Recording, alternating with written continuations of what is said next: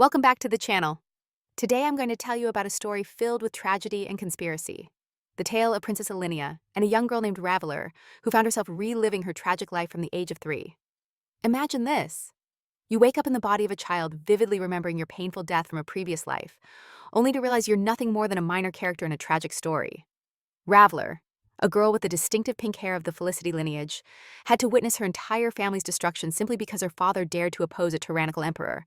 And now fate has thrust her into the most dangerous position imaginable, the princess's food taster, a job that could cost her life at any moment. But Raveler isn't ordinary. She knows the future, she knows the conspiracies that are about to unfold, and most importantly, she's determined to survive no matter what it takes. Can she change her destiny, or will history repeat itself once again?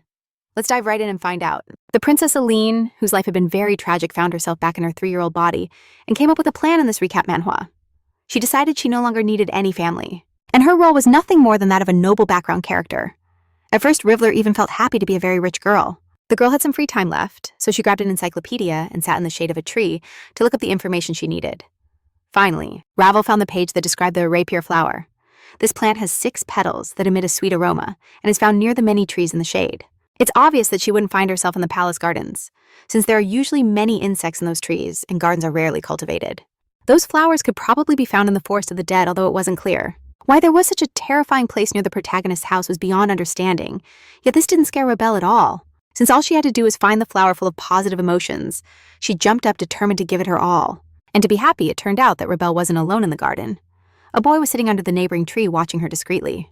The girl's strange behavior made her blush as she realized the stranger was there, not understanding how long he had been watching her or who he was. She recognized the characteristic red color of the imperial family's eyes, his perfect appearance, and his outdated clothing. Very out of fashion, however, this character had never appeared in the original story, but it turned out to be an illusion that shattered in an instant.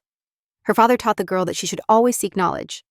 Her. And Alina was undoubtedly the only daughter in her family. Trying to figure him out, Rebelle approached the boy and asked his name, but he turned around silently, and in that moment the protagonist noticed she was standing over a small bouquet of flowers. Next to a grave, Rebelle blushed, gathered the flowers, apologized, and ran off to get some new ones. Upon returning with another bouquet, the girl nervously asked who the grave belonged to. The stranger, with a bored expression, replied that nothing would change if she found out. Alina was glad that he had finally spoken. And then the boy suddenly said it was his parents' grave. Rebelle was surprised by how cold that sounded and thought he might not get along with his family. At that moment, she remembered the vow she had made not to be like her father.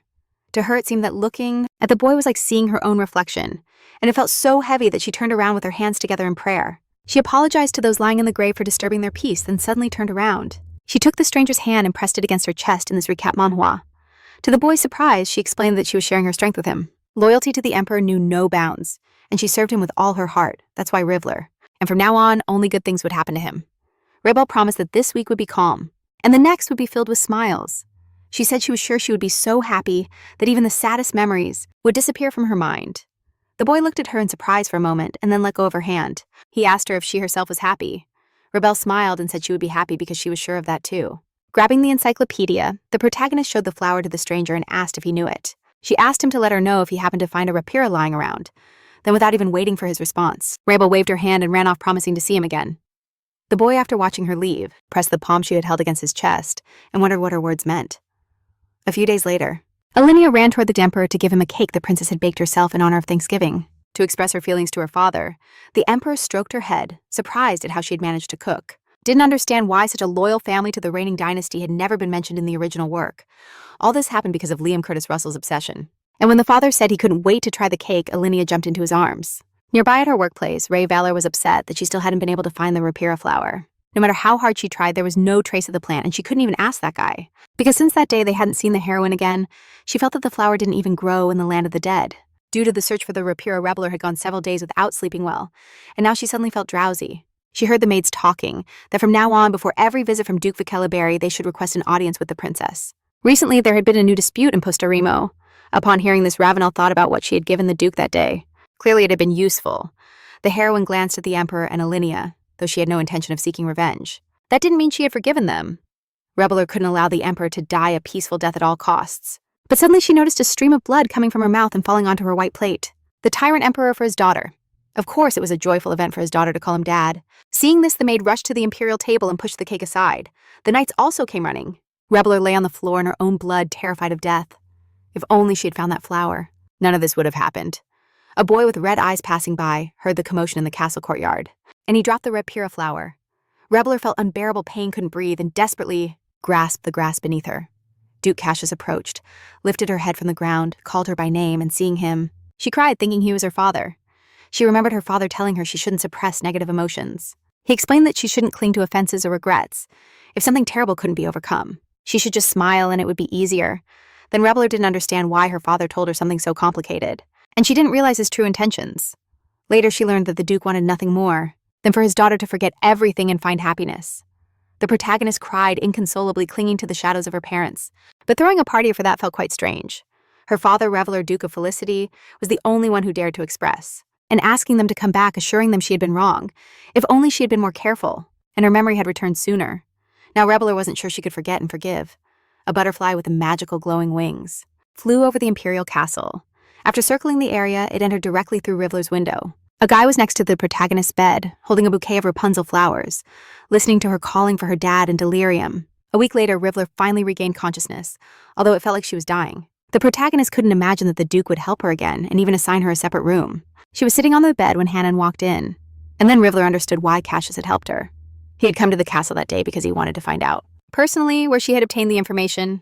The girl that information included a secret correspondence between the deceased emperor and the former Duke of Beach Lavernio. The letters were hidden among the belongings of the former ruler.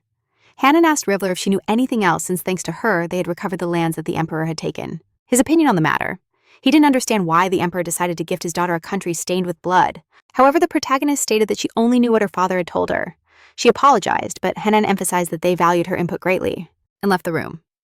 The last incident made Reveler realize that her life could depend on something as insignificant as a plant, and in a situation like that, she couldn't work with a manipulator like Betrayal.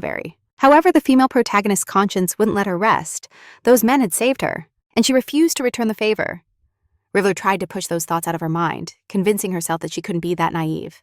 The most important thing was to focus on her own survival at that moment. The protagonist sensed the sweet aroma of flowers on her nightstand. She got off the bed and approached to confirm they were Rapunzel flowers, although Reveler didn't remember how the guy had come to her, and had fed her petals to heal her. The girl was sure that he was the one who left them. Now she owed him a lot, and decided they had to meet. She decided to write a letter to the guy. Reveler drafted a note that in her opinion should compel him to come see her. Thinking that he wasn't worthy of her highness, this enraged the emperor, who accused the Duke of despising the princess. She folded the letter into a small origami boat and rushed to leave it by the grave. The girl decided she would deal with the Duke later. When the door to her room opened, standing in the doorway with a basket in hand was the princess, who was happy to see Reveler awake while Aline overwhelmed the protagonist with questions about her condition. She was trying to figure out why she was there and how she knew her. Reveler didn't have time to respond when the princess ran toward her. She began to examine her to check if she had a fever and if she was ready to get up. Suddenly, Aline's eyes filled with tears, and she began to apologize to the heroine. According to her, she never would have forced Reveler to do something like that. The heroine didn't understand why the princess acted as if she had known her for a long time, grabbing the stunned girl by the hand. Eline suddenly proposed that she be her lady-in-waiting, although Reveler tried to protest, remembering that she was a taster. The princess suggested abandoning that dangerous job, which horrified the heroine at the thought of becoming Alina's lady-in-waiting. Her tyrant father could execute anyone for no reason. The princess allowed her to decide later, and Reveler thanked her for the concern shown. His Majesty considered it proof that the Felicity family had conspired with an enemy, by imperial order, Reveler's parents. For Alina, however, there was nothing supernatural about it, and she was glad to be able to talk for so long with the girl for the first time. The heroine was so surprised by the princess's incredible communication skills that she couldn't utter a single word. However, at that moment, Alina was interrupted. They urgently asked her to come closer. It turned out that the knights who had gone hunting magical beasts had returned. The princess promised to arrange to see her later and prepared to leave. But at that instant, she saw the flowers on the nightstand and admired their beauty. The heroine stood still in reverence and noticed her heart starting to race. When Alina asked her where she had gathered those flowers, Rayla replied that she had found them nearby. The princess mentioned that she loved purple flowers. Because her father had gifted her purple peony petals for the first time, suddenly she turned to Reveler and asked her to hand over those flowers. At that moment, the protagonist understood that everything was not going as well as it had seemed at first. Clenching the hem of her dress, she allowed the princess to take the flowers. Were sentenced to death for treason. The girl lost her family when she was only 7 years old. Overwhelmed with tears, she escaped from the burning castle. But inside, everything was boiling with indignation. After a few days, Reveler was left with only one bouquet. Alina frequently visited her room and asked for small portions. One night, she even refused to wake her and simply took the flowers, leaving a note. She only had one rapier left, so she needed to get another as soon as possible. The problem was that she didn't know if that guy had found the note and she couldn't just sit around doing nothing. Reveler decided to go check if the letter was still there. But when she stepped into the hallway, she found absolute chaos with wounded people everywhere. None had even received first aid due to the prolonged fight. The servants were leaning over one of them and whispering that he wouldn't survive more than 3 hours without help from a wizard or priest. Realizing she couldn't slip away unnoticed, Ravalier decided to try escaping through her room's window. However, the servant's conversation forced her to stay. The man wounded by a magical beast was a commoner, so nobody hurried to help him. Upon hearing this, Ravalier stepped out from behind the door and approached the boy. She knew that the poison from the bite, and from then on, Elaine began her journey towards independence. The girl dedicated herself to the pastry business. Not only did she lose her beloved family, but also everyone connected to the Felicity family, would soon reach his heart, and that the sword flower she had left could save him. In reality, she didn't want to do it too much. In the protagonist's mind, the image of her sitting at the table savoring pastries, with stains of her own blood in the background, passed through, even though she had carried the last flower with her all that time so no one would steal it, and would. The girl picked a petal anyway. Even though the sword flower wilts very slowly, when it happens it loses its healing properties. Knowing that the flower only had 2 days left, Ravalier offered her the petal and told her to eat it to stop the poison. He slightly opened his dry lips, and the girl placed the plant in his mouth by handing over a flower. It's like sharing her own life. Ravalier asked her to repay him with the same, one day sighing with hope that he would survive, and returned to his room. He managed to leave the castle and came back alone. After 6 hours, the girl was very tired, but she understood it was worth it, even though she didn't manage to meet that guy. There was no note at the tomb. Besides, Ravalier managed to keep the last flower from the princess, and when she came to see it, with all her strength, she fled from the pursuers through the forest, mentally lamenting that her dad. The protagonist told her that the insects had eaten it. She threw herself on the bed to rest. Suddenly, the balcony door swung wide open, and the girl heard someone behind her turning around. She saw a boy with red eyes, and was extremely happy to see him. However, he, without even greeting her, quickly approached Raoul, pressed his back against the headboard of the bed, and demanded that she explain what secrets she knew about him. The protagonist realized he had found the letter, and was so happy to see him that she didn't even notice his strange behavior.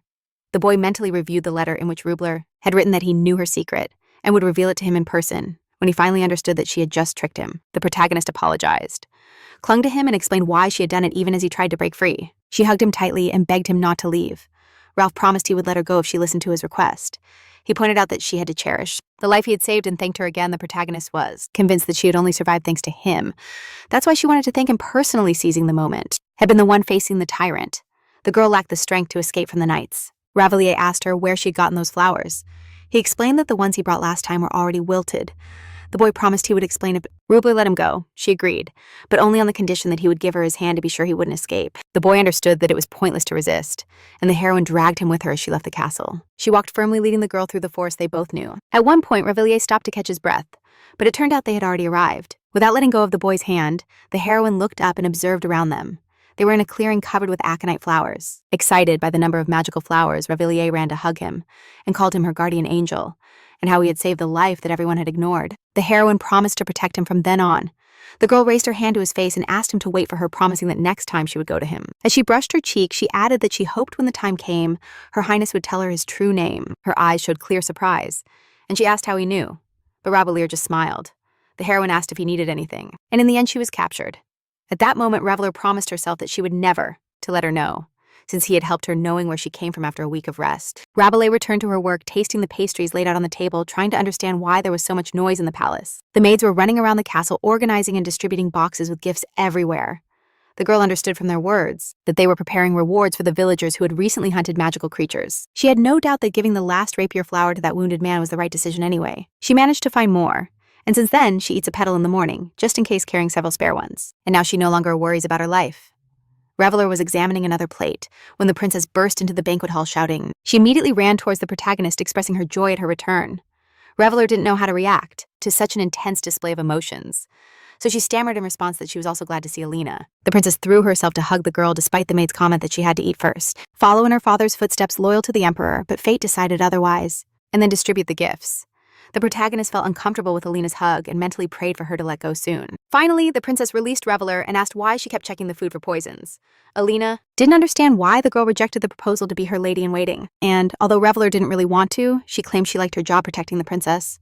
The maids listened attentively when the girl said she would be happy doing it if it meant she could redeem herself for her sins. The protagonist put on a sweet and naive expression and begged the princess to listen to her request before she finished speaking. Alina declared that from now on they would be friends.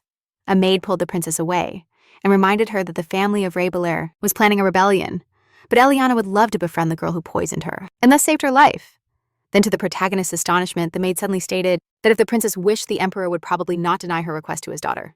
Eliana eagerly took the hand of her new friend, and she was given a chance to escape in exchange for serving the princess. Ravela was taken to the palace and appointed as the personal taster, completely unaware that she didn't like the idea at all. She thought about how much longer this world would make her suffer, but aloud, she only thanked the princess for her kindness. To the north in the Forest of the Dead stood the ancient castle of Kwaru. A boy with red eyes was sitting on the windowsill.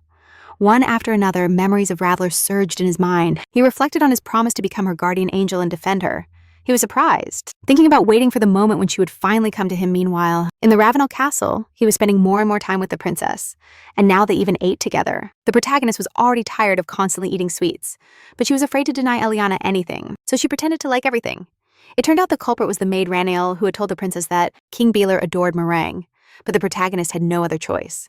So she kept swallowing those hated sweets. Now they even served her tea, and in general working as a taster became easier since then, for Her Highness to check food and drinks for poison. At first when they captured her, Reveler no longer had to try everything presented to her, just what the princess gave her. Still, the protagonist couldn't get used to being treated so carefully.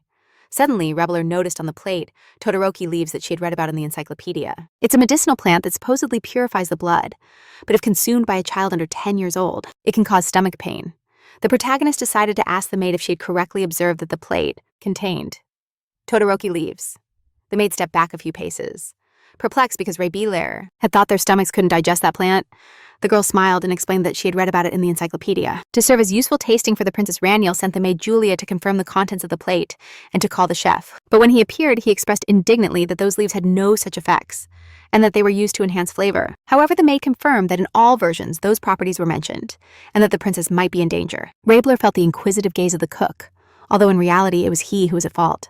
Daniel asked the chef to be more careful in the future. The Emperor's subjects stared at her pink hair and the emblem on her dress for a long time, and he apologized, fearing he would be fired. Elena rushed to happily hug her new friend, who had saved her life once again. Reveler noticed that the maids were looking at her strangely, as if they had suddenly changed their opinion about her, but all she really wanted at that moment was for the princess to finally let her go. When the protagonist finally managed to escape, she headed towards the noble wing of the palace. Thanks to the maid's efforts, her work finished early, and she managed to get here on time. Reveler intended to say goodbye to Duke Vicaliveri and wrote him a letter. After long deliberations, she decided to repay the Duke for his kindness. The protagonist was sure that this way her debt to him would be cancelled, however. As she passed by one of the halls, Reveler heard them talking about the Duke. Peeking in, the young woman saw several aristocrats discussing Vicaliveri's refusal to comply with the imperial mandate. In their opinion, the war should be ended immediately. For the Princess, Reveler remembered that in the second part of the novel, it was said that the Duke had spent 10 years preparing for the uprising in battle. If the goal of the war, there could be no mistakes. She was clearly the daughter of the traitor Duke of Felicity the Knight. In the past, it wasn't a rebellion at all, which meant that Vicaliberi still hadn't decided to reveal himself. The protagonist remembered how the Duke had said he decided to fight for the throne because the war had worn him out and he wanted to have fun in this recap manhwa. Although the book stated that Cassius had actually started the rebellion for such a trivial cause, Reveler thought he was not that kind of person at all. She had heard that during the previous war, the Duke had fought relentlessly until the end. It seemed to her that there must be another reason for the uprising. Perhaps the Emperor was the first to attack since by annihilating Vicaliberi. The last threat to the throne would disappear, and with the downfall of the Felicity family, the imperial family would regain absolute power. If everything had been like this, Ravenel probably wouldn't have been able to influence anything. However, she didn't lose hope that Vicaliberi could still win. After all, if he decided to fight the Duke's son, no one could stop him. Speaking of the other protagonist of the novel, Rowan Vicaliberi is the yandere guy. He killed his cruel father, who had abused him for years, and then dedicated his life completely to the princess. It was announced that the girl's fate would be decided by the princess, and if luck was on her side, she would be sent to the mines. However, they also considered the possibility of Raveler. Even if Ravenel had mentioned the betrayal of the imperial family, it wouldn't have mattered if Rowan had killed his father, like in the original story, so the protagonist decided to act differently. As she approached Cassius's carriage, she mentally apologized to him and whispered that she prayed for the Duke's success in the war. Then, the girl knocked on the carriage window and slipped her letter under the door. In it, she thanked the Duke for his care, and in the end, added that he should be careful with the servants since her father said that the bearded man seemed suspicious. Cassius, who at that moment needed support, smiled, which surprised Hanan as he tucked the note into his pocket. The Duke asked his assistant to find a way to arrange a personal meeting with the girl. It was a sunny and clear day, and the princess was enjoying that day in the company of her father. Israel Alina kept insisting, over and over again to her friend, to eat more cake, insisting that the girl was too thin and needed to eat better. She observed the scene for a moment and remembered her daughter, who was also there, saying this with a hint of malice. The mines and other various businesses kept her working constantly without rest to earn more, even her father. They might just leave her on the mountain of magical beasts. A woman who had also arrived in the dungeon advised the girl. This made Alina immediately apologize and explain that she cared a lot about Rivler. The Emperor stroked his daughter's head and declared that she should think about herself and not forget to eat completely without considering the consequences. Alina suddenly claimed that lately she had been trying to get Rivler's attention. The protagonist tensed up, anticipating the Emperor's wrath. But the princess immediately began to tell her father about the incident with the Todoroki leaves. She took her by the hand, admiring her intelligence as without Rivler a catastrophe could have occurred. The protagonist lowered her gaze and thanked Alina, who had since spent much more time with her one day, even brought the imperial code of laws to a picnic. It seemed to her that Rivler was pretending not to know anything about the laws. The protagonist blushed with embarrassment, but calmed down, thinking that secondary characters are supposed to be foolish. However, Alina was completely unaware of it, announced that she would teach her everything since her friend was smart and would remember everything quickly. The Emperor silently observed Rivler, who felt uncomfortable under his intense gaze. Then he turned to his daughter, to accept any punishment with dignity. Rivler couldn't believe that a girl as fragile as her would be sent to a mine, and asked about the tea ceremony she was organizing, recalling that she still had a lot to prepare. Alina hugged her father, then said goodbye to him until dinner and ran off to attend to her matters. Rivler sighed in relief, seeing that everything was over, and began to prepare herself as well. However, she soon realized that it had been premature to feel happy, since the Emperor suddenly addressed her, arms crossed firmly accused her of being a traitor to Rivler's happiness, then demanded that she remember that betrayal constituted a threat to the one who had saved her life. The Emperor warned that if anything happened to his daughter, he would face a much worse fate. The protagonist bowed and affirmed that she would engrave his words in her heart, although each encounter with the Emperor weakened her resolve. She had no intention of forgiving her family's former enemy. The days leading up to the princess's first tea were intensely tense. Every day, the protagonist would go to the kitchen to inspect all the ingredients and taste every dish in her free moments. Rivler helped the maidens and still had to memorize the guest list she had not yet realized, to wield a pickaxe. As for the mountain of magical beasts, even the Imperial Knights didn't come back alive from there. She couldn't believe they would treat a child so cruelly, but the protagonist reassured herself that the day of the tea ceremony had arrived. The mothers of the invited children, upon seeing Happiness's daughter at the reception, murmured about her fate, thinking she seemed quite relaxed and too young to understand what it meant to go through something like that. Rivler, however, was completely exhausted by the time the ceremony began. She understood that it had been a mistake to accept the task voluntarily, just to get away from the princess. Finally, the protagonist of the evening appeared on the scene, lighting up everyone present. With her smile, the guests enthusiastically welcomed the arrival of the princess. Alina raised her glass, greeted everyone, and wished them a pleasant evening. However, not everything was perfect. As among the guests were small children who misbehaved and threw hysterical cries, Rivler continued to serve the older guest tables with unshakable calm. The boys she had served pastries to wanted to change places, get away from the noise, and get closer to the princess, to calm down and find a way out. Gathering her thoughts, Traveler suddenly realized they wanted to hear Alina's stories. Not the shrieks of the spoiled children. The boys were annoyed at having to stay, sitting down and eating the food served by the servants. Rivler struggled to maintain her calm and endure it all, although it was already quite hard for her. Those kids were projecting their frustration onto her. Deep down in her soul, she wished to abandon everything. But she decided to address the commotion caused by the kids first. Rivler was heading towards them with clenched fists, but suddenly a commotion at the princess's table stopped her. Mrs. Brown claimed that according to her, Mrs. Jacqueline's words about the princess sounded offensive, but Alina, with a disapproving look, asked her if she realized what she was doing. Mrs. Brown was moved by the princess's reaction to her attempt to show interest. However, Elaine insisted that she herself should decide whether Mrs. Jacqueline's words had offended her. The girl stood there not knowing how to respond, since she had defended the princess in good faith. While watching the scene, Rivler thought about how unfortunate it was for Mrs. Brown to act against Elend's best friend, Mrs. Jacqueline, that the fall of the House of Felicity hadn't been detailed in the original story, meaning as long as she stayed as far away from the princess as possible. She was an aristocrat who reconciled with her family thanks to the princess. Even though she had just returned to the ranks of aristocracy, she would soon become a key figure dominating the high society of the novel. The same couldn't be said for Mrs. Brown, who clearly did it to get closer to the princess. Due to her immaturity, she committed a reckless act. But Elend shouldn't have been so harsh with her. The kids' screams, unable to share their toys, interrupted the protagonist's thoughts. Rivler approached the kids and suggested that those who wanted to play with dolls raise their hands, taking some plastic figures. She organized a puppet show for the little ones, choosing a love story between a prince and a princess, who overcame many obstacles together. The kids watched the show with enthusiasm and curiosity, their eyes shining. Rivler told them the story, where in the end everyone lived happily ever after. The other guests were also interested in the show and listened attentively to the girl's story. The kids asked for another story, and with a smile, the protagonist began a new one, wondering where the servants were who should be taking care of that. She really didn't want to draw extra attention. Traveler still had a chance to regain her peaceful life. That meant wherever she ended up, since before the snack, Raniele had warned her to hold back because the aristocrats were more than interested in her. But in the end, she had to do someone else's job. She started telling the next story, this time about dragons, but in her mind, she thought that this event might not be suitable for kids. A few days later, Raniel called Rivler and stated that the kids who attended the snack were very grateful to her. The housekeeper told the girl to collect the gifts they sent as a token of appreciation. Rivler believed those gifts were for the princess. She asked if she could really pick them up, to which Raniel advised her to just take the boxes and thank the kids. According to her, it was only thanks to Rival that the guests enjoyed the snack the protagonist. She obeyed and lowered her head to thank the maid. But as she was leaving the office, Raniel suddenly stopped her. She asked if she had offended the Imperial Knights.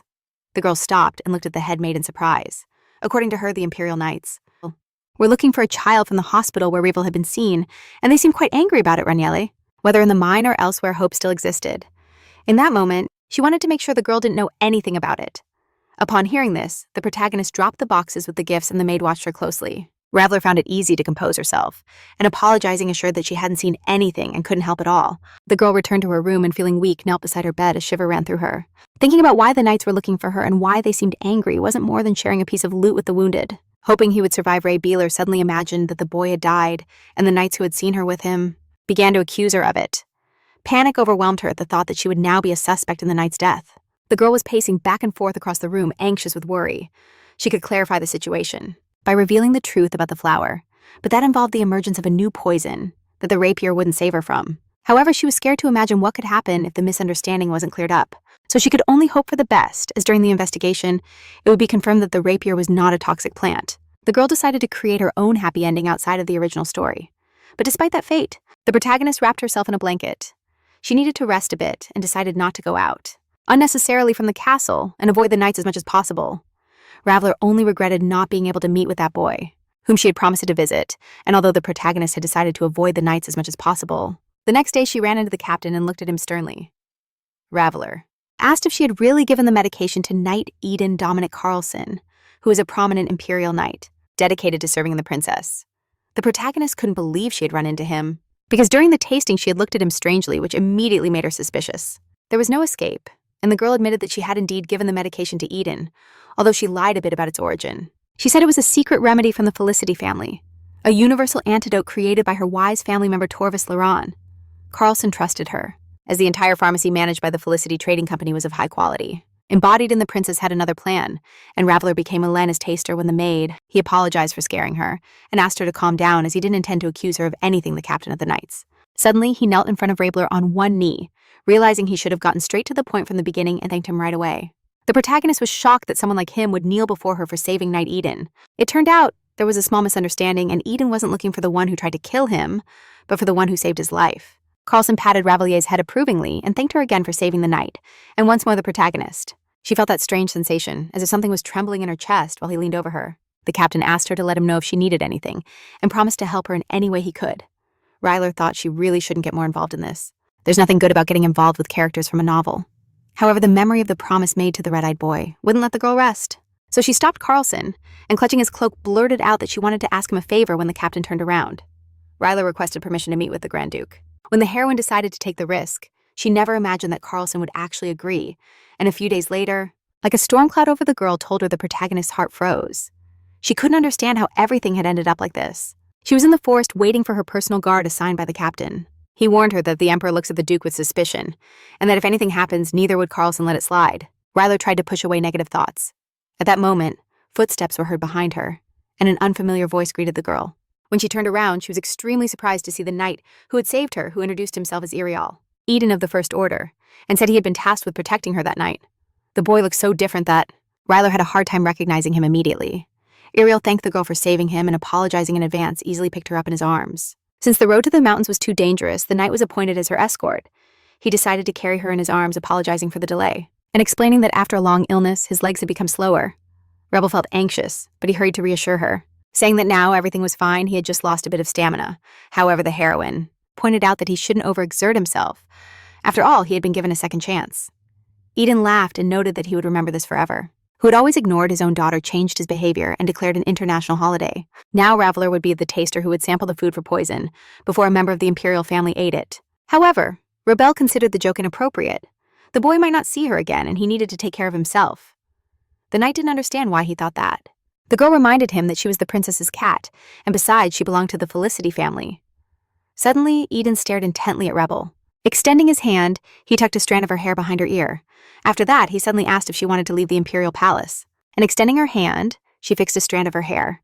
then suddenly asked if she wanted to leave the imperial palace. The heroine thought it might be a loyalty test, so she firmly told her that she liked everything, and that she would continue serving Her Highness in response to Rebel's claim that she wanted to repay the princess's kindness. The knight simply smiled as expected. The First Order is entirely made up of Lena's fans, but the heroine couldn't even imagine they would surprise him like that. But Eden suddenly added that if Rebel needed his help, he could go to him finally among the trees.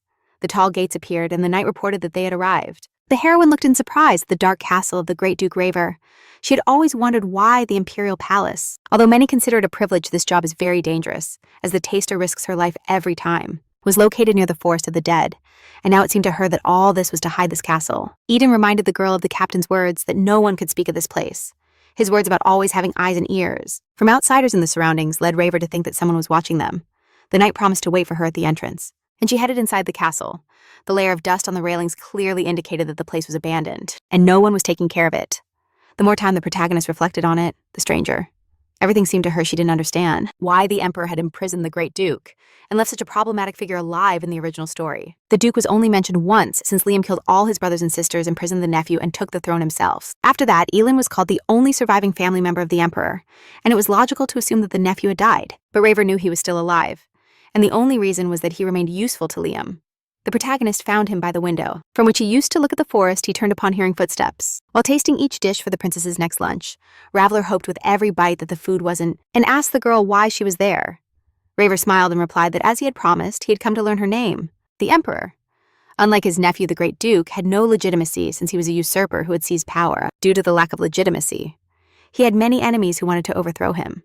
On the other hand, there was the Great Duke, son of the former crown prince, and he was precisely the only legitimate heir to the throne. The cunning emperor took advantage of that. They had to find the Great Duke first in order to challenge his authority. That's why they allowed him to walk freely through the palace using his son as bait to lure traitors. The boy looked at Rebel and asked why he wanted to know his name. Rebel replied that he wanted to be his friend, but the Duke turned away and ordered him to leave and never come near him again. Rebel understood that his caution was understandable. Since both were the most hated children by the Emperor, he promised not to return if he bothered him, but confessed that he didn't want to miss the chance to talk to him. Upon reflecting on it, Rebel changed the formal tone with the Duke to a friendly one he requested, although somewhat late to properly introduce himself. Poisoned. Alina entered the kitchen joyfully, lighting up everything around her with a radiant smile. The girl gave her name and said she liked reading books of different genres. According to Rebel, her favorite book is the biography of the adventurer Kevin. One day, she wanted to board a big ship and embark on a great journey like Kevin. The Duke called that illusion absurd, as she could never leave there. But the heroine didn't give up and declared that she planned to leave and not return when she had. Having served the princess enough, the boy reacted ironically to her words. But Ray Beeler reminded him that he intended to be happy, just like him. Even though the Duke considered it absurd, the girl claimed she would help him achieve it, which is why she asked him to let her know. When he finally started to trust her, she whispered in his ear that she would show him the way to happiness while Rabeler ran after the Duke, who was descending the stairs with questions about his next meeting. Someone above was watching them. The man in the cloak noticed that Felicity and the Duke had clearly gotten closer, casting a glance in his direction. He quietly proposed to get rid of the girl in this recap manhwa. From his office, the Emperor was watching everything through a magical sphere. With his eyes fixed on them, he ordered that Rebel not be touched since his daughter favored that girl. In fact, we're delighted with their adorable lady and took the opportunity to talk to her. Suddenly, Alina noticed an unfamiliar girl sitting at the table. All of this deeply irritated the Emperor. However, Liam was sure he still had time to figure out how to eliminate both of them. Elin's professor was amazed by her work and compared it to a historical discovery. The princess modestly responded that the professor was exaggerating. Nevertheless, the man believed that this work could be sent to a rival conference, listening to how enthusiastically the professor offered. Helping the princess prepare her presentation was entertaining to him. Seeing how the development of the original plot had changed in that story, the glory for the discovery should belong to him. The class came to an end and the professor said goodbye to his student, the maidens. Offered the tired Elaine a snack. Rebel was worried that the amount of poisoned food had increased significantly lately. Elin approached the girl who had been quietly sewing by the window. She proposed to Rebel to join her classes and grabbing her hand dragged her along. The protagonist wasn't too keen on it, since it was hard to pretend she didn't know anything, but the princess was adamant in her desire to learn alongside rival. She asked the maids who she was. The maids explained that she was precisely the girl that Her Highness, Raniel, leaning toward Aelin, began to admire her intelligence. Then added that no matter how smart Rebel was, it would be difficult for her to compete with the princess. The protagonist supported the maid since Celine had even made a historical discovery, and she couldn't be compared to her. As the princess worried about who had poisoned Rebel, Raniel hurried to reassure her. According to her, the Emperor had taken the case under his control and would find the culprit. The heroine doubted it, since in the original story, the true identity of the culprit was only revealed 10 years later. His goal was to take the Emperor's family away at the happiest moment of his life. This meant that for now, He was only experimenting with poisons and wasn't really planning to kill the princess yet. The maid brought fruits to the table for Raveler, which deeply surprised Alina. However, the girl claimed she liked everything and took a whole handful. For some reason, the fruits looked much more expensive than usual. Even Raveler didn't understand why they had come into hands like hers. Nevertheless, seeing the maid's reaction had saved from execution. Sensing the princess's interested gaze, Raveler tried to avoid any contact with her at all times. The bitten apple fell from Alina's hand. For her part, she was extraordinarily happy, because the girl had become friends with everyone, but that atmosphere deeply irritated Raveler. Lying in bed, she complained about how attitudes towards her varied according to the princess's mood. The girl turned to the Duke sitting next to her and asked what he thought about it.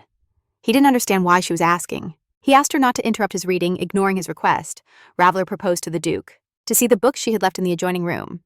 It was actually just a pretext because in one of them, she had left a message about the only way to survive for the Duke. The boy assumed those books probably dealt with adventures or travels. Raveler didn't understand how the idea of the vast blue expanse of the sea and the light breeze couldn't be exciting. She demanded he promise to read those books without fail. The Duke leaned back on the pillows and with a bored expression asked Raveler to leave since he was tired. He threw the book on the floor and the protagonist found it hard. However, the kind Alina wouldn't let the girl feel alone and immediately ran over to her to understand how he could be tired after reading for barely half an hour. As he left, she reminded him once again to read what she had brought. Raveler looked at the Duke. He was lying down with his back to her and didn't even say goodbye. Still, understanding that she felt calmer there than anywhere else, the protagonist decided to stay a little longer. A few days later, the princess went out boating with her friends and decided to introduce Raveler to the girls, who wanted to know more about her. The protagonist was sitting at the table feeling uncomfortable. The princess's friends watched curiously at their personal taster, who had impressed everyone at the tea party. Donna couldn't believe how Raveler got along with people, especially since she herself had had an argument with Mrs. Brown. Michelle Talia, daughter of the powerful Marquis, got angry when she saw her friend bring up that topic again. In her opinion, talking to someone like Brown could tarnish her honor. Elena also thought that Dawn was not to blame for anything, and that all the blame fell only on her opponent. Michelle declared she wanted to get back at Brown, but her family's business had collapsed, so they had already suffered punishment, according to her. She commented that Raveler was incredibly charming and asked if she liked the food. It was evident that the Emperor valued his daughter a lot. Elena gasped in surprise upon learning that her friends thought her father had something to do with it, but her surprise soon turned into embarrassment and pride towards her father, which scared Raveler quite a bit. I didn't understand how normal people could talk so cheerfully about someone else's disaster. Monica suddenly reported that she had heard news about Prince Betrayal. Elena felt relief upon learning that everything was fine, and that recently he had started to learn how to manage his lands. The girls were even surprised by the princess's intense reaction to the news. But then Michelle also mentioned that the soldiers sent to war in Reuben, D.C. from Duke Vicheliveri's lands had already returned. They were supposed to send the Duke back to campaign, but he refused to obey. The girls were angry at his refusal, and only Raveler understood how much blood could be spilled in that war. However, the protagonist tried to push away the idea that her interlocutors had no inclination toward compassion while observing the calm surface of the lake. Riviera reflected on how much she would love to visit the sea, watching the fish swimming peacefully around her, thinking how wonderful it would be if this lake. Then the princess reached out to the girl and stated that she looked forward to were connected to the sea. Suddenly, a loud splash was heard, and stones began to fall into the lake from the shore. The maid checked on the girls to ensure they were okay, and for safety reasons, they decided to return to land urgently. Although Raveler didn't understand what had happened for some reason, she felt guilty since the outing had to end due to the collapse. The girls decided to have a picnic to cheer up. The protagonist was eager for everything to end quickly. It was terrifying to imagine how many times she had eaten poisoned food in one day. Suddenly, the princess turned to Raveler and asked if she had offended her in any way. It seemed to her that the girl hadn't liked her conversation about Betrayal, but the protagonist hurried to assure Aline, otherwise embarrassed by how the princess mentioned it so openly. Raveler stated that she had no contact with the Duke, trying to justify her gloomy mood by saying she was tired from all the delicious food. Upon hearing about delicious food, the princess suddenly suggested to Raveler that they go to the festival together. Although the protagonist didn't like the idea at all, she tried to fake enthusiasm. Elin promised her friends they would go together. The moment Aline called him dad, the story begins when the stolen princess. Then the princess reached out her hand to the girl and said she was looking forward to it, and hurried to confirm that they had no objection to taking Raveler. However, the protagonist remembered that, in the original story, the visit to the festival was related to the episode of the princess's kidnapping. She, as a secondary character, could get into trouble and die. Rayeller knew she could not accept under any circumstances. But the princess was too excited. It became evident that rejecting would not be possible. So all the girls dressed up and headed to the festival. Rayeller couldn't stop thinking about the possibility of a kidnapping. But Alina was greatly enjoying their outing, holding the girl's hand, suggesting they check out the circus while waiting for the rest, as after all, it was safer than wandering aimlessly. The protagonist followed her obediently. However, at the circus, so many people gathered that Rayeller lost sight of Alina. The protagonist was almost trampled. but she managed to escape the crowd, only now she realized she had lost the princess. Rayler got furious about how everything had turned out. The sun was starting to set, and the protagonist hadn't had time to find anyone from her team. Spending time with her later lying in her room, the protagonist couldn't understand. She couldn't grasp the idea that maybe Alina didn't even notice her disappearance, or didn't come running to find her. Ryler understood that wandering around wasn't a good idea, so she decided to stay put in one place until everyone gathered. At that moment, she noticed 2 kids on the sides who had lost their mother, and were very affected by the incident. The protagonist tried to calm them and pointed out where the kids could go to the security staff. Seeing their tearful eyes, Riveler offered her help. The kids explained that their mom had told them to stay where they were if they got lost, and they were right. Riveler knew that if they went to the guards, their parents would find them faster. After thinking it over, the girl decided to make sure the kids felt safe, so she approached and suggested telling a story while they waited for their mom. While Riveler was telling a fairy tale about a princess, Aline appeared from the corner. Her friends were surprised again at how well the girl managed to connect with people. However, for some reason, Elin didn't share her enthusiasm and looked at her in silence. As if she were annoyed, Michelle scolded Donna, considering that she shouldn't talk like that about a traitor. How everything had come to this. In reality, she hadn't liked the food at all, and the dry bread she ate in prison seemed much more delicious. In front of the princess, however, Elin suddenly turned around and casually stated that Riveler was indeed a very good girl. The scene suddenly changed to other, more adult memories of the princess, where she was addressing her friend. She asked why Riveler, no matter what happened, always remained kind, as she herself never knew how to do that. The mother of the lost kids finally appeared, and after thanking Riveler, she said goodbye to her. The city was already shrouded in darkness, and the girl didn't understand why no one had come to look for her until now. She hadn't approached the guard to avoid exposing the princess, and she was about to do so when suddenly footsteps were heard nearby. Alina, pretending to be worried, ran towards Rabelair and told her she had accompanied a friend home. The protagonist asked the princess if she was too tired. It didn't escape her notice that the princess seemed a bit down. Suddenly, Alina suggested they go to the Flower Lantern Festival, even though it was already midnight. She grabbed her hand. Regretting not having been able to spend time together, the princess proposed buying flower lanterns to take with them. Rabelair followed her obediently, but Rebel didn't even imagine that a single phrase from the princess about imprisoning children, hoping the Imperial Knights were nearby and everything would be okay as they approached the store. Alina asked the vendor to give them 2 lanterns. The protagonist, although smiling, was very tense in the meantime. The girl in the blood-stained cloak reported via a magical ring that the knights had been destroyed. In response, she received the order to capture the princess. Rebel thought she heard something strange and a chill ran down her back, but Alina didn't notice. She showed the girl the lake covered in flower lanterns, and for a while, they admired its beauty in amazement. The princess asked Rebel if she liked those flowers. The girl noticed they were the same color as Lena's eyes. The princess whispered that Rebel was very kind, but she didn't hear her words. And suddenly Alina confessed that she had known the girl for a long time. But when the protagonist asked what she meant, the princess replied that in the palace, many interesting things could be heard, and everyone said that Rabel was smart and capable of anything. Alina was amused by the girl's expression at that moment. She told her that she had started admiring her a long time ago. According to the princess, just by existing, Rabel brought joy to people. Was cruel enough to change her fate so much? The current timeline aligns with the end of the first part of the novel. The protagonist understood that Lena was trying to say something, but she didn't understand what. However, she noticed that the princess's mood had improved, and that was the main thing. But suddenly behind Alina appeared a man in a black cloak, and now it was clear to Rebel where that feeling of danger that hadn't left her until then was coming from. The stranger raised his weapon and the protagonist ran forward to shield the princess. The blow fell on Rebel's head and she lost consciousness. When she opened her eyes, she saw an excited Alina in front of her. The protagonist jumped up and began to check if the princess was okay. Noticing a scrape on her palm, she panicked at the thought of the Emperor's fury. When he saw her alone now, Rebel realized they were in a cabin. Her disguise had disappeared, obviously a lot of time had passed, and now they were far from the capital. Rebel understood that the guards would arrive soon and save the princess. However, just as she was about to suggest to Alina that they wait quietly, she disappeared again. The protagonist, and then there will be a big time jump until the Aini grows up and events are described 10 years later, saw her squirming in a corner of the room. A minute later, the princess happily turned to Rebel and showed her a hole in the wall. The girl tried to stop Alina and convince her to wait for the knights, but she insisted that they had to escape, begged her to trust her and assured her that everything would be fine. Realizing she would have to give in, the protagonist suggested checking first if it was safe outside. However, the princess didn't even listen to Rebel and was already crawling through the hole while the girl tried to convince her to peek first. Footsteps were heard nearby. A male voice complained about what troublesome kids had been assigned to him. A man with a scar on his face leaned over them, surprised at how stupid Alina was. The princess covered Rebel and threatened the criminal that he wouldn't get away with it. But she couldn't scare the man, as he was sure no one would come to help the girls.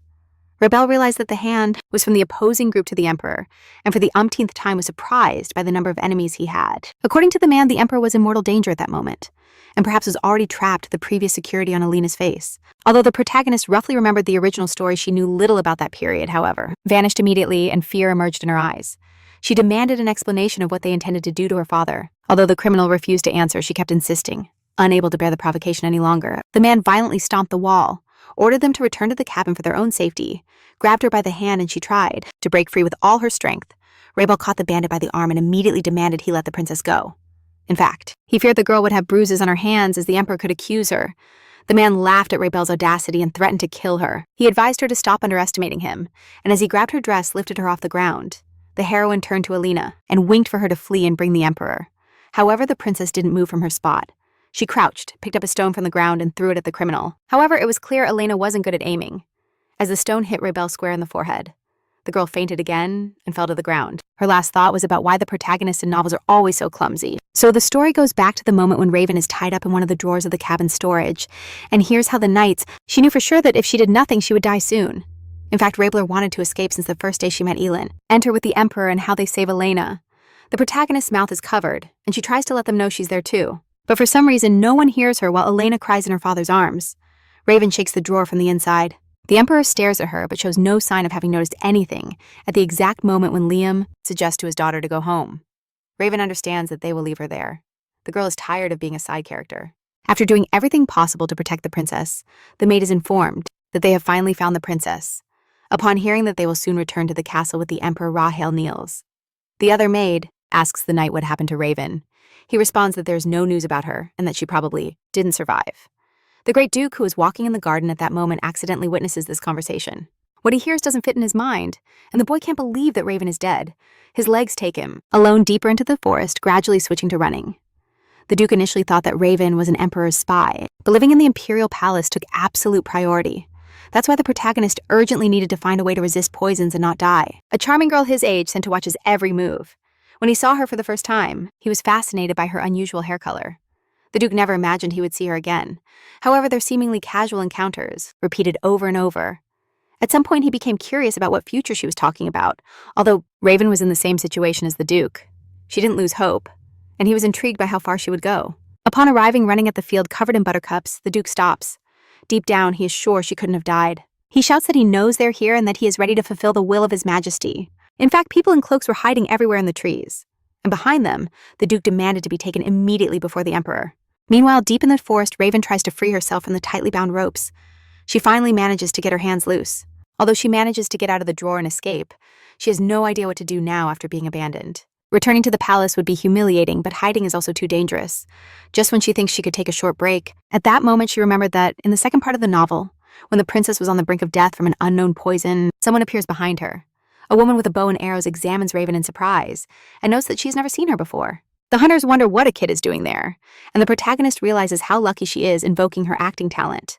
With tears in her eyes, she says she was playing hide-and-seek with her mother and got lost.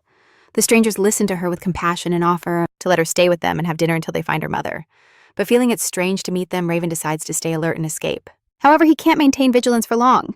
As in front of the campfire and dinner, he loses alertness without understanding how he adapted so easily. Traveler thinks escaping will be difficult, when suddenly the woman offers her hand and points out something he hadn't noticed at first. The marks on her face reveal that she has gone through many hardships.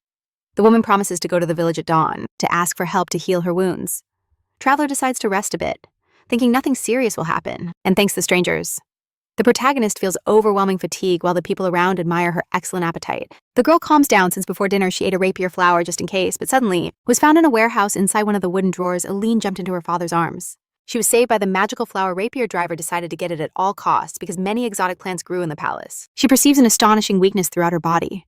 Traveler falls to the ground, thinking she trusted those strangers in vain. As she loses consciousness, she hears their wishes of good night, crossing her arms across her chest and smiling wickedly. The Emperor asks what could have happened for the Duke to come directly to him. The boy kneels before him and promises to fulfill his role. If Liam demands it, he's willing to die for the sake of the imperial family. The Duke announces that he will go to war, and if he has the chance to prove his loyalty, he will undoubtedly seek out whoever kidnapped the princess. Jesse lays Robber in bed and worries that the sleeping pill was too strong. His accomplice Tom accuses the woman of being soft as she not only failed to kidnap the princess, but now cares about someone who could be a spy. The protagonist is actually not sleeping and hears everything, so she now understands that those individuals collaborate with the kidnappers. Meanwhile, the man and the woman argue that they wouldn't have had to deal with this if the emperor had died, and the girl only had to remember like Lucia for that she headed to the imperial library to look for a botanical encyclopedia. They lament that the prince is not with them, and he advises Jessie not to get used to the girl and give her more sedatives later. As she leaves the room, Traveler gets up and sits on the bed. Obviously, more people hate the Emperor than she thought. If those kidnappers were normal, The protagonist wouldn't even think about collaborating with them. But they are real amateurs. As Traveler approaches the table, she sees a plant they use to make sedatives. If that herb is made of what she imagines, she could neutralize it with a rapier. The girl puts her hand in her pocket and finds a small bag with flowers. Pouring them into her palm, she realizes why she fell asleep since all the flowers were dry. Traveler notices a shiny butterfly that enters through the window, which she thinks she has seen before. Suddenly, the protagonist wonders how she managed to wake up in such a situation. Maybe she developed a resistance to poisons after so many tests. Raphael lies back down on the bed and covers herself with the blanket. She decides to take the opportunity to escape as soon as possible. However, she doesn't plan to return to the palace. Convinced that no one truly seeks her, memories of the Great Duke appear in her mind, and tears begin to well up in her eyes. However, the librarian told her that traitors had no right to touch imperial property, because Raybert has no idea where to go. 3 days have passed, and during that time, the heroine managed to gather some information from the conversations of Tom and Jesse, for example, in this small town they gather. All those who lost everything because of the Emperor Knights who fled from the endless imperial campaigns and expelled artisans, just because Alina hurt herself stepping on their products.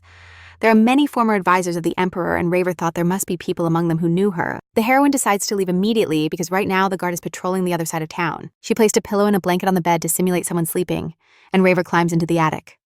However, at that moment, Jessie walks in, rubbing her eyes sleepily. The girl jumps to the floor and waits for the woman not to check the bed. Raver covers her mouth and listens as footsteps approach. And suddenly, Jessie asks the girl if she's asleep, realizing she has been discovered. Raver tries to escape with all her might. Even though she doesn't know the way very well, she runs towards the forest, hoping to escape the pursuit. The heroine decides to hide first. Soon, criminals with torches search for her throughout the forest. An expelled her, Rivler tried to explain to the man that with that book, Ravier hears them say that she's a spy, since otherwise such a strong sedative wouldn't have worked on her. While reflecting on how to get out of this situation, the protagonist notices a familiar glimmer among the grass and approaches it, and sees the butterfly that entered her room 3 days ago. And at the moment, she thinks the butterfly is calling her. Tom finds Ravier with disdain and comments that the girl is doing well, hiding. Tom raises the torch above Ravier's head, and she closes her eyes. But when the protagonist opens her eyes, she sees that someone has pierced her pursuer with a sword. When Tom falls, Ravier looks at him in surprise. Behind him is the Duke, asking how he got here. The boy remembers, suddenly, that she wanted to know his name. The Duke smiles and replies that his name is Calachus Benoit Trichain, with tears of joy. Ravi rushes to the Duke's neck and hugs him tightly. Calachus gently strokes the girl's face. The knights capture the remaining criminals. They tie them up and advise them not to even think about escaping as they are taken away. The protagonist sits on the ground next to the Duke to recover. With her eyes swollen from tears, she asks why they made all this journey for her. She could do her job as a taster. Better the Duke, who was in the library at that moment, witnessed the conversation. And upon observing the girl, after all, even Lord Eden from the First Order of Knights immediately offered to search for her upon hearing about the kidnapping. Calachus looks at the knight with a tired expression as he begins to apologize for arriving late. However, the rebel girl happily thanks Eden for helping her. The Duke leans over the girl. He reaches out his hand to her face and calls her by name, removes a leaf stuck in her hair, and the protagonist asks His Excellence what happened. However, he furrows his brow and reminds the girl that she told him her name. Only now the rebel girl understands that Calachus is jealous, and she rushes to assure him that he is her only friend. However, the Duke asks that from now on she not call him that. He wants her to call him by his name and treat him like before. The rebel girl laughs and promises she will do so, sitting by the fire next to Calachus. The protagonist asks how he got here and why he is wearing gentleman's clothes while looking at him closely. She's curious to know if something happened between him and the Emperor, showing him a crumpled paper. Cassius replies that he did what she advised and told Liam he was going to war. The rebel girl notices that he is holding the note she left in the book. Confirmed that the apple didn't fall far from the tree upon hearing the librarian accuse Rabler of attempting to poison the princess. And now Calachus asks the girl to tell him the truth, why participating in the war is for him the only way to survive. The protagonist is not surprised that the Duke wants to know the truth because she convinced him to enlist in a bloody civil war with allied forces that will last more than 10 years. She actually didn't want to send him to such a place, but there was no other option, and Rivler replies that the campaign will be led by Duke Vicellaberi, which is why he wants Calachus to gain his support, especially since he is the heir of House Trichain. The Duke is interested in how his family is related to Vicellaberi, so the girl tells him about the Armantium, metal deposits in the lands of House Trichain that the Duke has sought for years. Ribler advises him to take advantage of this to win Vicellaberi's trust, and in this way he will be on his side. However, the boy is not sure it will work, to earn Vicellaberi's trust, and then he will be on their side. However, the kid isn't sure it will work. After a brief silence, the protagonist tells him that in that village live people whose lives the Emperor destroyed, and although most decided to take revenge by wasting their remaining days, they still form families and dream of Tomorrow Driver. Places his hand on Calachus' arm and tells him that they can also do it. He proposes simply being happy and leaving together for the sea. He threw a heavy book at her face.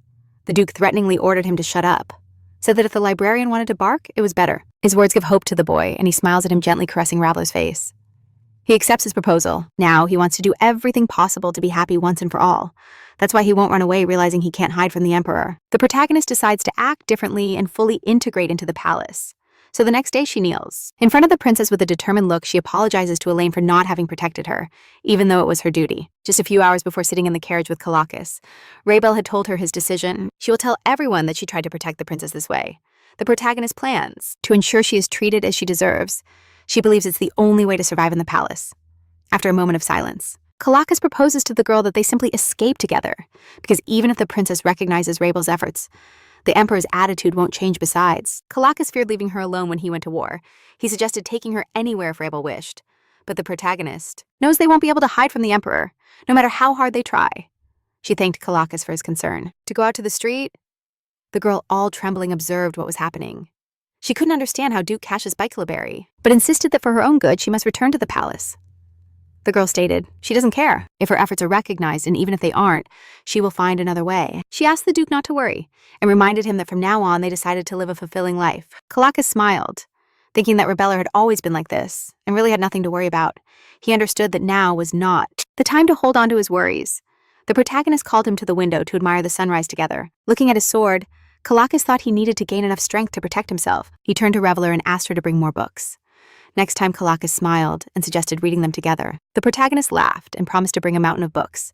Meanwhile, Alina received a message from a peacock. Announcing that Ray Beeler was returning, she ran to Rania with the good news and tears of joy in her eyes. She told her she was happy that the girl was okay. Actually, the princess thought she'd killed Ray Beeler, suddenly appeared by her side. That man was a sworn enemy of the Happiness family, a loyal dog of the Imperial family. With that stone, there was so much blood around her, and Alina had never before seen anything like it. So when she found out that Ray Valor was still alive, the princess was happy, but also terrified. She feared that the girl would hate her and tell everyone she was the one to blame for everything. But it seemed there was no reason to worry, because according to her, revealer on her knees now lived for her. The princess runs towards the girl and tries to lift her from her knees.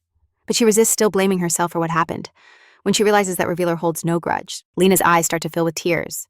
She orders her to stop humiliating herself, because no matter what others say, she is her savior. The princess asks Raniel to bring the gift she had prepared for Ravel. When Alina opens the box, the protagonist is surprised. The princess smiles, hands a uniform to Ravel, and proposes to become her personal maid. According to her, she even spoke with her father to forgive her, and the girl thanks her for this by hugging Ravel. Alina tells her she won't have to be the one to taste the food. The protagonist bows and promises to serve the princess with all her heart. The Duke earned the reputation of a merciless war demon in the original story. He was the main. Alina feels very satisfied with herself, because now she seems very generous in everyone's eyes. Her mood darkens when she hears the conversation of the maids. They were impressed that Raybler had protected the princess, risking her life, and she suffered no harm.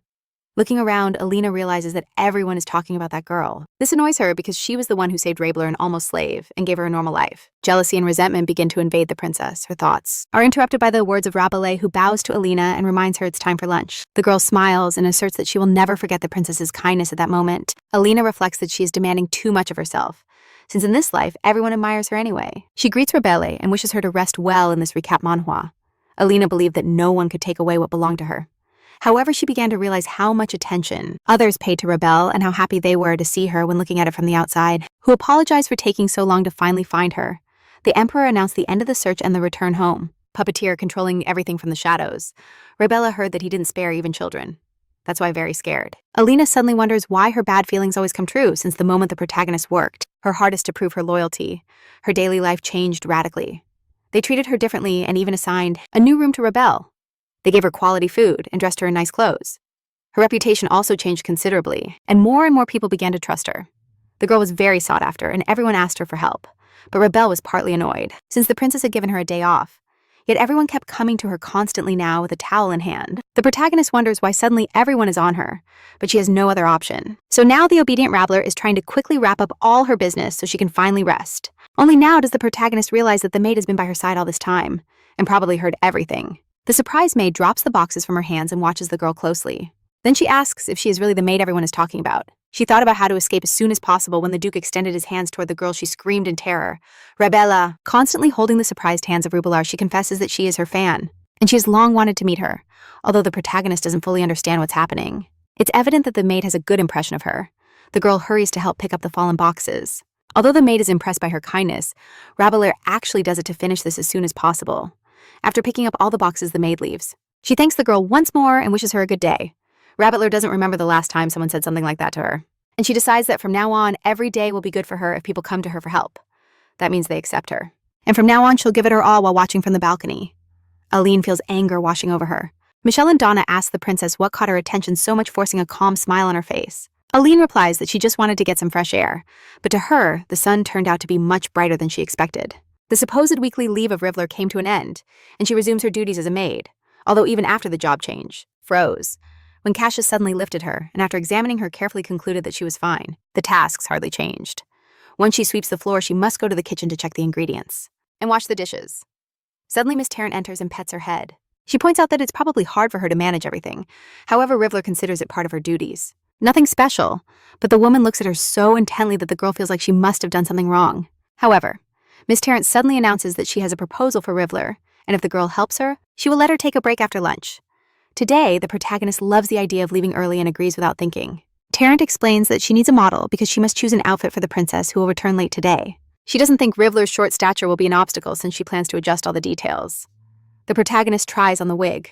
Although she doubts she has placed it correctly when the girl appears before Tarrant, she is surprised. But Rivler placed it sideways, so the woman suggests she sit down and help her fix it. Lady Tarrant highlights, while the protagonist tried to understand what all this meant, the librarian regained consciousness and began to protest Cassius's behavior, that the girl looks really good with that hair color, although the pink makes her look more lively and adorable. The woman asks Rebelle to wait while she brings the clothes. The protagonist notices a dress sketch on the table and feels like she has seen it before. It surprises her that Tarrant herself designs and makes dresses for the princess upon seeing the sketch in the girl's hands. The woman says it's just a failed draft. In reality, she dreamed of designing dresses for the princess since she was a child. And now, they finally allow her to do it, which is why the dress design seemed familiar to Rebelle as Miss Tarrant, is precisely Alina's personal dressmaker. And in 10 years, she will set trends for all high society, and as a thank you for fulfilling her dream, she will agree to make dresses only for her. When Rival read about this, it seemed admirable, but now he feels pity that such talent is dedicated to just one person. He asks if she doesn't want to open her own workshop, although Tarrant replies that she has neither the money nor the talent for that. The protagonist asks her not to be modest, as she is sure many people would line up to try her designs. Lady Tarrant would be happy if the girl's words came true. And as a show of gratitude, the man declared that even if he was a duke by birth, he had no right to treat anyone that way. Cassius hugged the girl and looked so firmly at the librarian. She promises to sew a dress for the protagonist. It impacts her how intensely someone's eyes shine when they are motivated.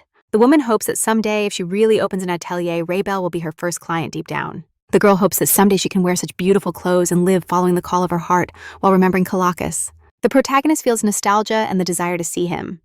Days pass, and the Duke trains in the courtyard of his castle, when suddenly Revelliar comes out of the forest smiling with a basket in hand. The girl immediately notices that Calacus has grown due to training, and she tells him right away since he needs to eat well. Ravelar offers him a basket of treats. They spread a blanket under the shade of a tree and sit down to eat something. Kalaki is surprised at where Ravelar gets so much delicious food, and the girl tells him that she has become the princess's personal maid. The Duke responds, indifferently, that he is glad she's gotten what she wanted, then announces that the departure date for war is already set, and as if a dark cloud looms over the protagonist according to Calacus, he will leave very soon, that he immediately disappeared behind the door down to the ground, revealing only thought about how to get her now, but he still doesn't know the exact day. The uncertainty of the day they will have to say goodbye clouds her with sadness. However, she tells herself it's not the time to be sad. She gets up and calls the Duke to Ravelar's surprise. She insists they must create as many good memories as possible before his departure. When night falls, the protagonist takes Calacus to a pond to observe fish, whose scales shine with all the colors of the rainbow. Looking at the girl, the Duke comments that she is truly beautiful. For a moment, the protagonist even thinks he is talking about her. Ravelar, he congratulates himself for coming up with such a wonderful diversion, boasts of understanding him better than he does. And at that moment, Calacus notices something running toward the girl, and brushing a strand from her forehead, asks her where the scar came from. Ravelar recounts how during the kidnapping, the princess accidentally hit him with a rock. However, he instantly understands that it can't be that way, because when he escaped from the box, he didn't feel pain in his forehead, holding the girl's face with both hands. He was already starting to consider that he would have to steal her, but at that moment he realized that he could take advantage of the inexplicable. Calacus regrets not realizing it sooner, and worries about the pain she suffered feeling that he is too close. Ravelar pushes the Duke, claiming that he is fine, but the protagonist doesn't gauge her strength, causing Calacus to fall directly into the lake. The girl offers her hand and apologizes, explaining that she got so excited because she was so close when she moves in closer. Suddenly notices something strange on the Duke's back, and he decides to tell her everything in Calacus's memories about the warm protection. An episode stands out more intensely. The Emperor looks at him with a crazy expression, because he finally managed to see the true power of the dragon. the little duke hugging his mother's body tightly against him, while behind him 2 gigantic dragon wings unfold. The emperor is surprised that the mysterious power transmitted by the first emperor is hidden in the miserable body of Kalaki, tears running down his face as he looks at Liam with hatred. The hated emperor stated that the boy apparently had talent unlike his parents, but since Kalaki still couldn't control it, Liam said he would find an application for him himself, so they imposed on the duke's body. Kindness of the duke. He gathered his courage and begged him for help once again, in addition to asking him to lend her a book on botany, a seal that suppressed his dragon strength and spent 5 years in the north in captivity. Recently moving here, Rabelais knows that this power is a great ability to rule the empire and be loved by all the women, and this power, similar to a temptation, ended up becoming a hell. He approaches the boy and tells him he's really strong. According to Kalaki, it was 5 years ago when he was still a child, but if he survived, then he's really strong. Rabelais takes his hand, places it on his forehead, and tells him it must have hurt a lot. Up until that moment, Kalaki had always considered his life a waiting period for his own death. But now it seems that time was the wait for his meeting with Rabelais. He hugs her and tells her that everything is fine, that now that belongs to the past, Kalaki feels that starting today, all of that really belongs to the past because now he has a reason to live. If he can become someone Rabelais can rely on, he also needs to find a path he can walk. To Cassius's surprise, he didn't hesitate to accept and help her immediately. The protagonist explained that as a taster for the princess, and at the end of this path, the one who destroyed everything will die. So now Kalaki is sure that Liam will get what he deserves. As the wind has turned cold, the boy suggests to Ryla that they go back and she follows him, promising to read before sleeping the next day in the princess's castle. The maids keep praising the heroine's talents in household chores. The girl smiles shyly. Julia apologizes to the girl for being rude to her. However, Ryler thinks there's no need to apologize, as she remembers how the maid offered her delicious fruits while the maids were distracted by the conversation. The heroine manages to leave the room without anyone noticing. Everyone praises her so much that it sometimes makes her a little anxious, adjusting the curtains. She thinks that now it seems like they no longer hold a grudge against her suddenly. Ryler hears the princess's voice behind her, and when she turns around, she sees her sitting at the table. This is the first time they meet. Since the girl became a maid, the heroine notices that lately Alina has been troubled by many worries. She needed to know more about toxic and medicinal plants.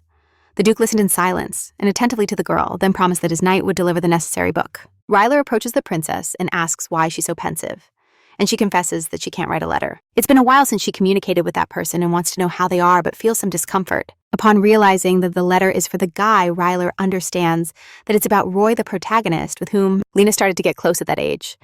The princess dreamily tells the girl about how focused, intelligent, and skilled he is with the sword. Raphael gives Elin several tips on how to express her ideas better. The princess thanks the girl for helping her and asks Raphael to bring her new paper to write on. The protagonist is happy to have helped lift Elin the maid's spirits a bit. She hands the paper to the princess and pulls Ravier away from her table, suggesting he step out of the room so that Elin can concentrate. Ranwell praises the girl for improving more and more and advises her to keep up the same enthusiasm. Upon hearing this, Elin freezes, forgetting about the letter as she squeezes the envelope. Meanwhile, the protagonist remained tied up in the drawer, and for some reason no one even thought to look for her. The young girl was so tired of being a side character. Raelver ran to thank the Duke for his unusual kindness and swore that one day he would return the favor to Lord Vicaliveri for his help. Angrily wondering what's so special about Ravier. It's her duty to help the princess, but for some reason, even when she does her job, they praise her. Although Lena doesn't want to think badly. Sometimes she wishes Ravier would just disappear. Since she first had these thoughts, she hasn't felt well. She leans back in her chair and thinks about how repulsive she is. She yelled at her over something silly and then was in a bad mood. The princess made a firm decision that this can't go on. Since it's her responsibility to that girl, she takes a vase with flowers and tries to apologize, and finally rid herself of that annoying feeling. Alina leaves the room but stops upon hearing the maids' voices. They tell her not to worry so much and say that no one can be perfect. The girl replies that she's fine, but fears that the princess feels uncomfortable due to her incompetence. One of the maids strokes her head and tells her that Rabelais is smart and that she still has a lot to learn. Upon hearing this, the princess feels fury again. She doesn't understand why everyone wants to take example not from her, but from that rebellious girl. In anger, the princess throws the vase to the ground, and upon hearing the sound of breaking glass, the maids turn. He made a new bow to the Duke and headed to his room. As he left, Cassius asked his assistant. Peeking through the door, they are surprised to find the princess there. The maids rush toward her to make sure she hasn't cut herself, as tears from the princess slide down her cheeks. Upon realizing that she broke the vase to get attention, unable to stand it for another second, the princess runs away, shouting that she needs to rest. Stopping in the hallway, she wonders how Rabulor finds everything so easy, when she herself has to give it her all to get attention, praise, and even her father's love. The princess had to adapt, calculate, and guess. The princess trembles with indignation, and the emperor watches her like this. The emperor asks his daughter what happened, and she throws herself into his arms. Liam hugs her, but she keeps insisting that she's fine. The emperor hears that Rabler is trying to locate Alina and deduces that it's her who caused it. Smiling wickedly, he proposes to his daughter that everything will be fine. The princess looks at him. Surprised, he assures her that he'll do whatever it takes if that makes Alina happy. He'll send Rivler away. Hanan about the progress of the commissioned investigation. He informed him that, as expected, there was a traitor among the members of the Felicity family. To the mines or lock her up in an abandoned palace. He suggests just getting her away from there, or adopting her as a prize for the sake of his daughter.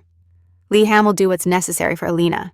Seeing the one who always supports her, she asks him to act so they'll send her far away for adoption, making both girls happy. A week later at the aristocratic academy, the Emperor announces to his close ones that a girl saved the princess, and as a reward they will give her a new family chosen by Alina. The Emperor asks those who wish to be chosen to raise their hands, as the royal family supports the adoption. The gathered nobility sees it as an opportunity. Thus a forest of hands rises, and each one tries to shout louder than the other. The Emperor thought no one would show up, so now he sighs in relief. Alina reflects on who would be better to choose. As a new father for Rivler, that man's domains are just a day's journey from the capital. It takes that marquis half a day, and the Count has lands in the plains with good communications. Alina wonders if there's no family living farther from the imperial palace. Suddenly her gaze falls on the tiger man whose domains are far away and has no children. According to him, the princess had boarded a ship bound for Posterimo, which probably prevented her from. Convinced that Rivler will be able to live peacefully, Alina points her finger at him. Duke Vickelivary, sitting next to the man, notices. Without changing his expression, he nudges Tigri and steps between them, just as Alina announces her choice. Her finger points directly at the Duke. Only now does the princess understand what just happened. Vickelivary bows and declares that he will take the girl. Since that's how the princess has decided, she gives a wide smile to Alina, who doesn't understand why the Duke is in this meeting. The Emperor confirms with his daughter if she indeed pointed at that person. The princess fills with panic and doesn't know how to respond. Because if she changes her mind about the tiger man who clearly can't be her father, everyone will be disappointed in her. So Alina, hiding her face, confirms that her choice is Duke Vickelivary. This way, he becomes her adoptive father and thanks the Emperor for the honor bestowed. The princess finds comfort, thinking that her goal was to send Rebel as far away as possible, and the Duke's lands are very far from the capital. However, Alina is troubled that Ryan lives there, but hopes that because of the adoption, little will change and that it will be the best decision for both Rabel and herself. Communicating with her knights. The Duke understood that this meant recovering her would not be an easy task. About 2 months ago, the protagonist was busy with her daily tasks when Raniel suddenly informs her that the Emperor is calling her. From the maid, the girl also learns that she has been adopted by Duke Vickelivary. Rabel doesn't understand anything that is happening, because she had worked hard to avoid any relationship with him, and now this happens. The protagonist doesn't understand. If perhaps she didn't adapt well to the palace and her plan failed. Daniel is convinced it's great news since the girl needs a family, and proposes to pack her things after the hearing since the Duke wants to take her today. Rebel can't believe she's leaving like this. Just like that, to a family where the son is thinking of killing his own father. The girl thinks it's just barely. She was just starting to feel at home there, and now she has to start all over again. Rabel enters the throne room where the Emperor is waiting for her. Upon seeing the girl, he states that he doesn't trust her, even though she claims to be loyal to the princess. He knows he can't show weakness in this situation. The protagonist asks what she must do to be believed. The Emperor points out that this girl is not lacking in courage and crosses his fingers. According to him, there is only one way for Rabel to earn his trust. The assistant opens a chest, and the protagonist sees. Cassius's army was advancing, occupying more and more territory in Postarmo, a crucial strategic point for the Allied forces. Vials with some potion inside.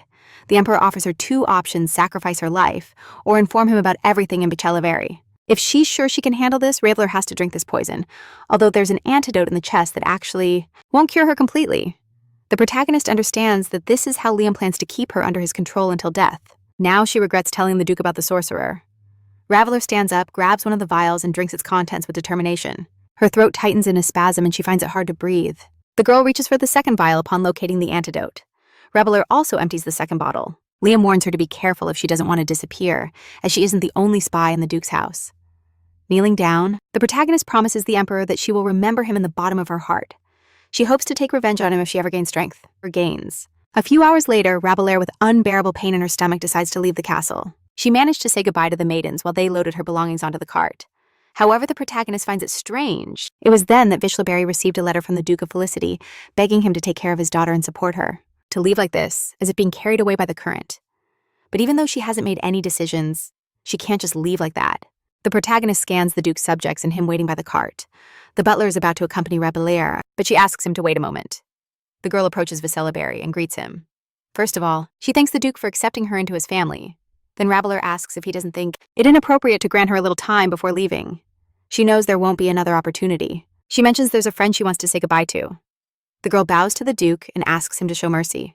But Vichelberry suddenly responds that there's no need to mention mercy, for from now on Rabelaire is his daughter.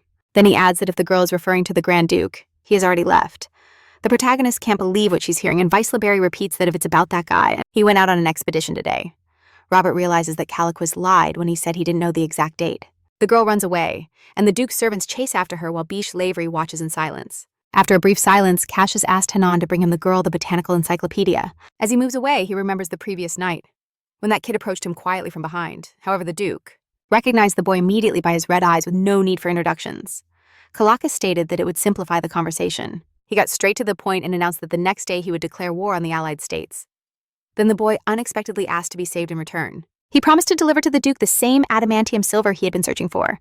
When asked where he got that information, he replied that the only relevant thing was that it could be useful. He also reminded him that he was the true heir to the imperial blood.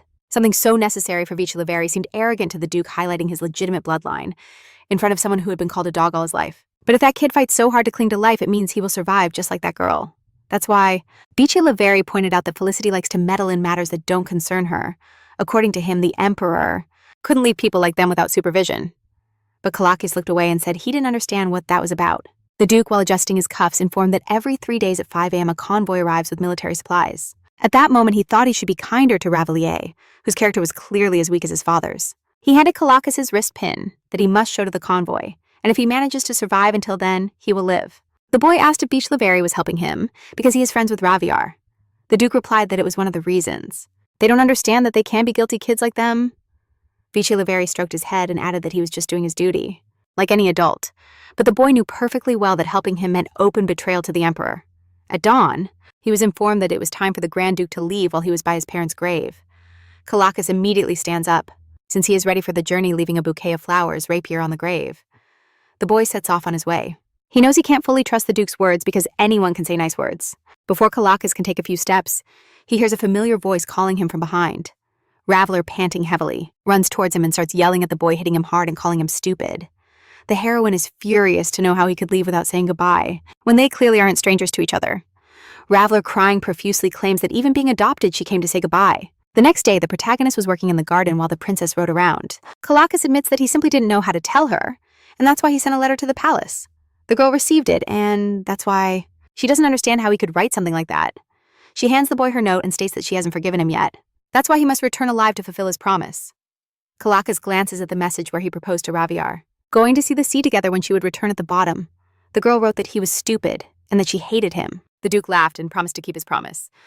She thanks Rabelais, who wishes him a good trip, and they hug tightly. After saying goodbye to Caliquis, the protagonist heads to the Duke Biche Lavery's residence in the capital. She couldn't imagine they would have to say goodbye so soon. Ravelar is sure she will make it, but can't stop worrying about him. Finally, the carriage arrives at the Duke's residence as she gets out. The girl is worried about what her life will be like now that she was adopted simply into the protagonist's family. Ravelier fears that, like in the palace, she'll have to fight just to survive since she's tired of fighting. In this story, that resentment tears ran down her cheeks. One day she realized she was in a novel. Ravelier was listlessly nibbling on pastries, wondering why in those novels princesses always adored sweets. Last night, the Duke. However, upon entering in the residence, the servants surprisingly greet her kindly. All of them greet Rabelais, offering their help food and rest after the journey. The heroine can't believe they welcome her with such joy sitting on the bed. She watches as the servants distribute her belongings in her quarters. The girl no longer remembers what it was like to be little. The maid suddenly asks if there's too much noise, but Riveler doesn't understand her question. The maid explains that they found out about the adoption at the last moment and didn't have time to prepare many things according to her and Biche Lavery. Everything is strictly organized, and until now they had only seen the backs of the Duke and the young master. Now they can't help but admire their mistress, a doll. Sweet as honey. Realizing this, the maid remembers. She didn't introduce herself. She says her name is Charlotte, and she will be Riveler's personal maid, amazed by her energy. The girl responds that she's glad to meet her and hopes to get along with Charlotte, pushing the assistant out of the room. The young lady lets Riveler rest and promises to visit her tomorrow morning. After saying goodbye, she feels the first worry leave her. Had kindly sent the girl the encyclopedia book she had requested. However, due to that constant flow of desserts, since clearly she won't have to live constantly on alert here while inspecting the boxes, she can't remember having had so many belongings. Suddenly, the girl's attention is drawn to a small chest. She can't recall if she's seen it before. Upon opening the box, Rayler is left stunned in amazement. Inside, there's an antidote. Proof of the Emperor's blackmail means that Liam is always watching Ryler from anywhere. The girl is glad to have met Kayaks before leaving.